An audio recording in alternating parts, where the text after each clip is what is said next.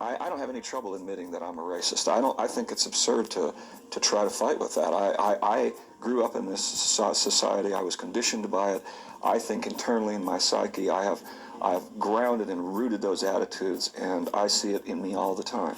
I don't like being a white man, and that's where I still am and working on it, because I know what I've done, what people like me have done. Part of being white is just not in any way acknowledging what it means to be white. I have a white skin, and that with that white skin comes along a whole mess of privileges that I have, and I don't ask for them, they just are there. You have started to break the code of silence a little bit when you start talking about white people and you start talking about this stuff, and you find yourself suddenly all alone.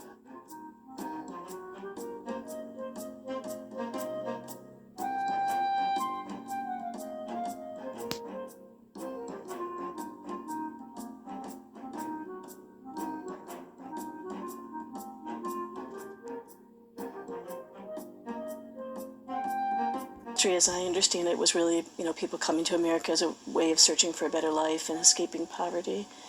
And it has often seemed to me that also meant escaping their roots, where they came from, that there was a sort of a desire to separate from that and to become something different.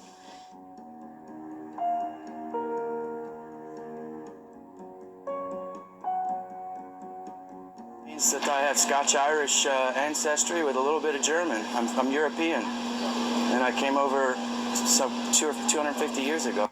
My ancestors are from England and Germany. My ancestors are German and Russian and Scottish. In my father's side, it was Irish, and my mother's side, it was probably English, but I don't know a lot about her side. I'm French Indian. I guess you'd say I got a little Cajun in me. Ireland. So do you identify as Irish? No, not really. I identify as an American. British, Scotch-Irish. Scotch, that's where my ancestors are from, supposedly, but hasn't had any impact on me. Doesn't mean anything. I think Pilgrims. When I think of where did I come from, I think Pilgrims, but no. But I'm sure somewhere down the line I am. There was a lot of oppression, because they immigrated over from Ireland. So I thought a lot about what that was like for them as Irish people, but I never thought about what it was like for them and when they became white.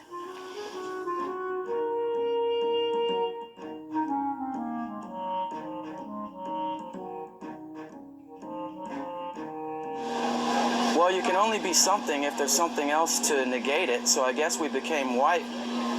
I guess we're white because there's a bunch of other races to set us off. So how did English people and German people get turned into white? Came to America. By assimilation, by living.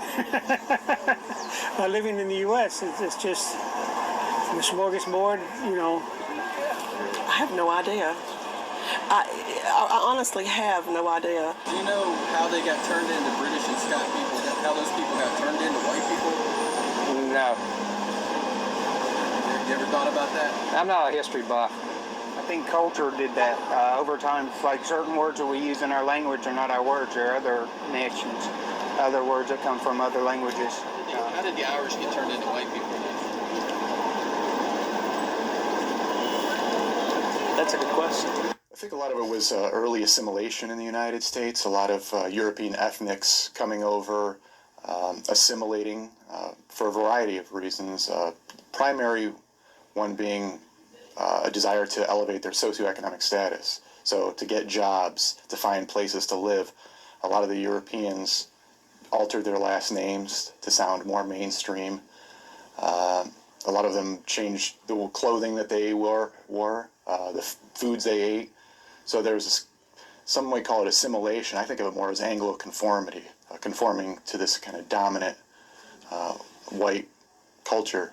But the reality is that those persons who are white and who are considered white and treated as such in this society, by virtue of being white and treated that way, have had to give up who they really were. If they were Russian American, father's side of the family, grandfather's side, great-grandfather came here from Russia in 1910. He had to give up what it meant to be a Jew, a Russian Jew from Eastern Europe, to become an American, which really meant to become white. The Irish had to do the same thing. The Italians had to do the same thing. The Greeks had to do the same thing. All these European ethnics who were not white Anglo-Saxon Protestants had to give up their actual identities for the sake of whiteness.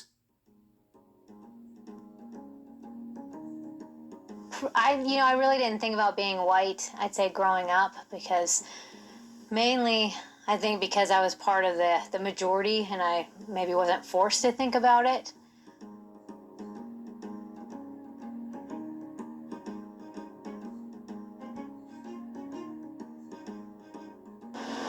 I don't think it means anything. It's just, some people might think it means better, but to me it doesn't mean anything but just the color of my skin, really.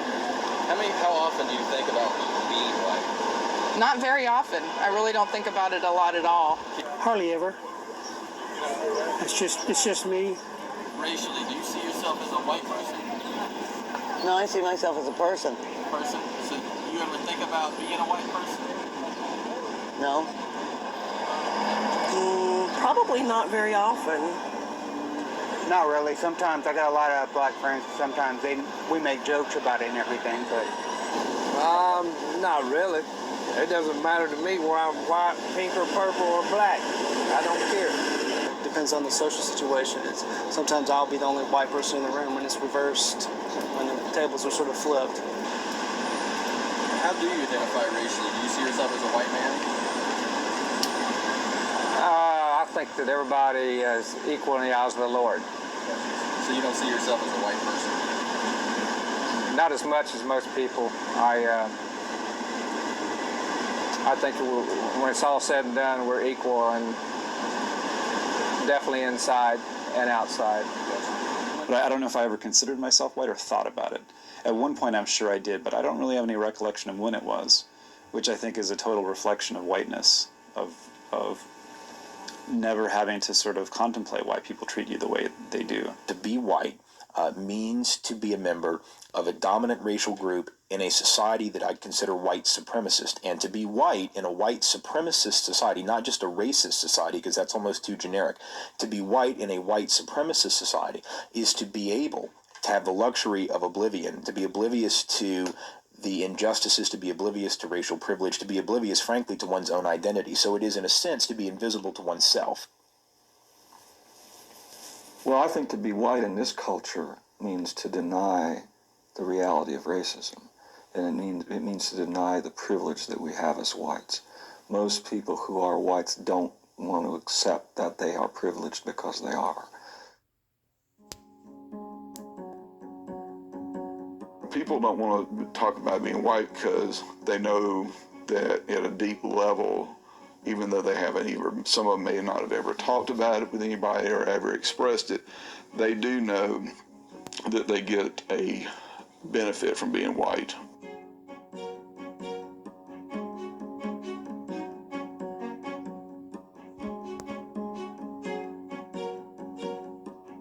If you're white in this country, there's certain advantages that come your way, and it doesn't really matter whether you want to or not, or whether you're in touch with it or not. No, I know there are privileges that I enjoy simply because I'm white. Every minute of my life, I'm aware of my white privilege, of the fact that I have a white skin, and that with that white skin comes along a whole mess of privileges that I have, and I don't ask for them, they just are there. There are things that come to me, that belong to me, that I'm given and that I expect just because I'm white, that I never wonder about, ask about, discuss. And that's the power of it, is that the privilege of expecting that I'm going to go to good schools and that I'm going to have choices no matter what, that there will always be a choice that will be probably pretty reasonable, that will work out pretty well for me. To me, it's about privilege. A lot of people get to walk around thinking that we live in a meritocracy and thinking that their own hard work is the only thing that's, responsible for their achievements. I think that it means, and I think that it shapes everything. White privilege is probably the freedom to move through the world fearlessly in a way that black people cannot move through the world. That you can take advantage of opportunities with much less fear and an assumption that you'll be treated equally with all other white people. Part of it is not having to even think about it. And so in a way, it's sort of like the privilege of having that space in your mind free to think about other things and be concerned about other things. So it's not even having to think about race is part of the privilege. Privilege is being able to walk into a department store and not be followed by the detective. A friend of mine who's Asian American, she was very unfairly treated at a department store. She was at a cosmetics counter, and she had bought something, and it came with a free gift. So the woman at the counter put the free gift in the bag, and my friend didn't know that the free gift had already been put in the bag, so she had grabbed the one on the counter and put it in the bag unknowingly. Just as the sweetest woman, wouldn't hurt a fly. And they called the cops on her, and she was taken to jail and arrested. I put myself in the same position that she was at, and I know there's no way I would have been arrested. I know I would not have been arrested. It's the assumption that when you go to buy a car that you're going to have the money. Or it's the assumption that when you go into a real estate office looking for a place to rent, unless you wear raggedy clothes, it's that you're going to want to go into this nice neighborhood. You basically get to say what you want to, be any way you want to. You get privilege. You don't have to work as hard. You can slack off in jobs and still get promoted and still not have to worry about somebody coming after you. So whiteness to me is about privilege and access to information systems and people and power that you didn't earn. I went through a time where I was poor and I had to take care of my father, and I worked with about 100 African American men, and I was the only white male on the shop floor, and I was really horrible at this job. It was a metal grinder. I'd grind too much of it. I'd make big indentations. I was constantly messing up, and I was sure I was going to get fired. It was just a matter of time. And about 6 months into the job, the boss and a few of the managers come over. They're all white men. And I thought, this is it. This is the day I'm getting fired. And they came over and told me that they've had their eye on me and they think that I'm management material. I said, what? Yeah. And they said, yeah, you stick around for a while and we think you've got potential to be a manager here. It's all embedded in every piece of our country. It's embedded in every structure that we have. It's embedded in our economics. It's embedded everywhere.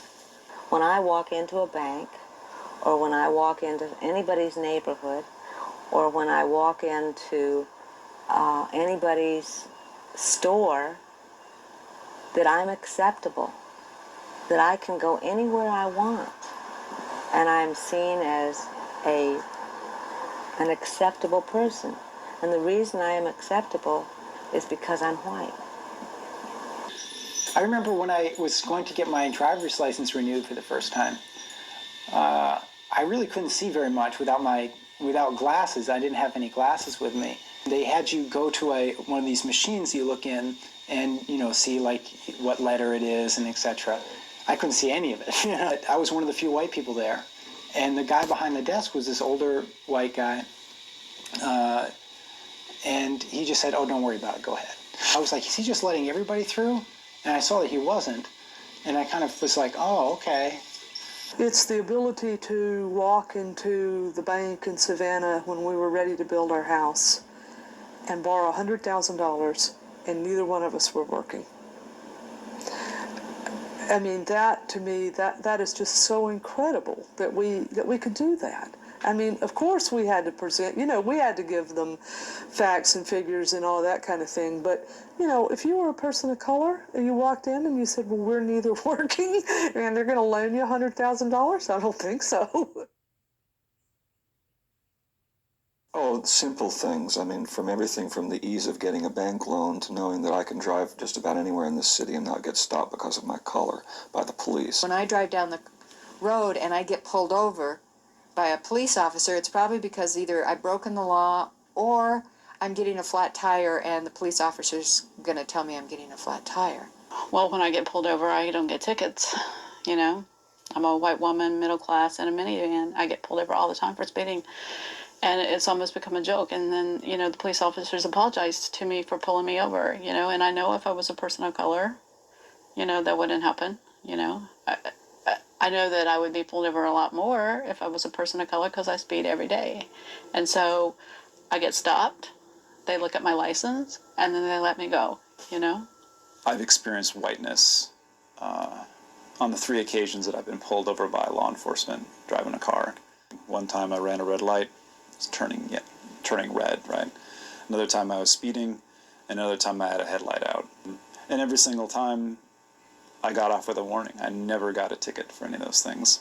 It was privilege and whiteness, therefore, that helped get me off. And I think for the average person, it would be whiteness that would allow me not to even have to think about why.